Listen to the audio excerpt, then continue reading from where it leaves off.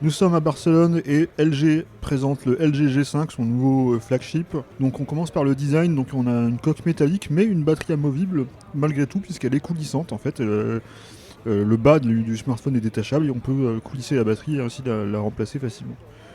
Donc on a en caractéristiques techniques, on a un Snapdragon 820, 4 Go de mémoire vive et 32 Go de stockage, extensible via une micro SD puisque contrairement à Samsung, LG n'a jamais arrêté de mettre des slots micro SD dans ses smartphones. Et au dos, on retrouve toujours le bouton au dos puisque c'est la tradition, un peu la marque de fabrique des LG, mais cette fois-ci il s'agit d'un capteur d'empreinte. Donc il fait à la fois, c'est un bouton physique, hein, un peu comme un capteur Touch ID, qui fait à la fois bouton de retour à l'accueil et capteur d'empreinte digitale.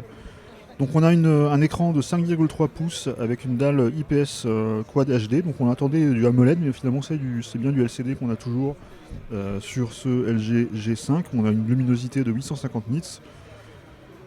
Et un mode, comme sur le Galaxy S7, on a un mode Always On, donc il y a un mode qui permet d'afficher des informations même quand le téléphone est en veille, quand il repose sur le bureau, on peut afficher la date et l'heure, les notifications et d'autres infos comme ça.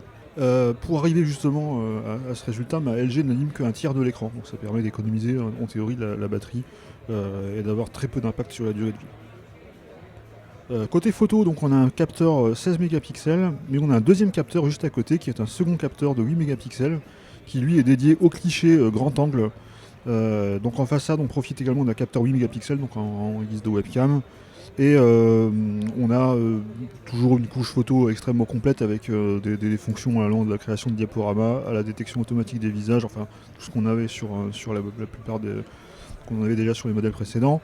Et on a une batterie, pour compléter le tout, on a une batterie de 2800 Ah, 2800 mAh avec une recharge rapide et une connexion via un USB type C, donc ça aussi c'est une nouveauté du LG G5. Mais la grosse nouveauté en fait c'est surtout l'écosystème d'accessoires qui accompagne le smartphone, puisqu'on a pas mal de petits accessoires qui viennent soit se plugger à la place de la batterie. On a par exemple une espèce de grip photo, donc avec un vrai déclencheur physique et une molette pour le zoom numérique.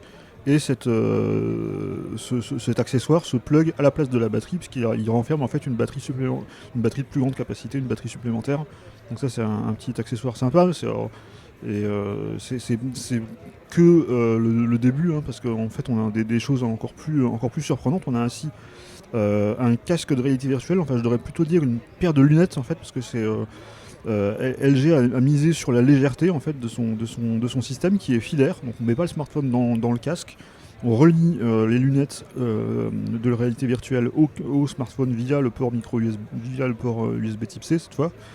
Et donc on a pu tester, hein, et c'est vrai qu'on a une légèreté appréciable, même si l'immersion reste encore laisse encore un peu à désirer en raison toujours d'une résolution d'écran qui reste toujours un peu faible, donc on voit toujours les pixels. Mais c'est quand même assez prometteur comme accessoire. Tout comme également la LG 360 Cam, qui est une caméra à 360 degrés. Donc là c'est encore aussi quelque chose que Samsung a également présenté, hein, avec son Galaxy S7. Et on a aussi dans ces accessoires, on a aussi un DAC externe réalisé en partenariat avec Bang & Olufsen. Et également, encore plus surprenant, une espèce de robot sphérique, une espèce de BB-8, hein, qui se retrouvait sur le stand, c'était assez drôle, qui permet notamment de faire de la vidéosurveillance. Donc ça, c'est des accessoires qui ne sont pas encore tous sortis, je pense, mais qui devraient être disponibles dans les semaines à venir. Donc voilà ce qu'on peut dire sur le LG G5, un smartphone beaucoup plus ambitieux que ce qu'on pensait, même si on avait quand même eu quelques rumeurs qui nous avaient indiqué pas mal de caractéristiques. En tout cas, le duel entre le G5 et le Galaxy S7 et le Galaxy S7 Edge s'annonce assez rude.